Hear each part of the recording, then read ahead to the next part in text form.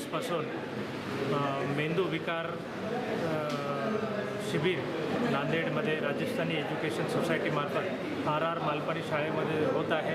त्याच्यासाठी मुंबईची 35 लोकांची टीम, त्याच्यामध्ये neurologist, physiotherapist, ophthalmologist, occupational therapist, orthopaedics हे सगळे लोक मिळून 35 लोक नांदेडला येणार आहेत आणि ते नांदेडमध्ये त्या मुलांची तपासणी करून ज्या मुलांना गरज असेल CT scan, MRI, DNA testing, genetic profile आणि जे काही टेस्टिंग लागतात ते टेस्टिंग गरजू मुलांना फ्री ऑफ कॉस्ट करून त्यांना जर गरज असेल, ज्यांना गरज असेल त्यांना मेडिसिनसुद्धा फ्रीमध्ये वाटप होणार आहे। तरी मी सगळ्यांना आव्हान करतो, ज्या मुलांना झटका येतो, जे मतिमंद आहे, ते ऑटिस्टिक आहे, जे बोलू शकत नाही, चालू शकत नाही, अशा मुलांसाठी ही एक गोल्डन अपॉर्च्युनिटी आहे।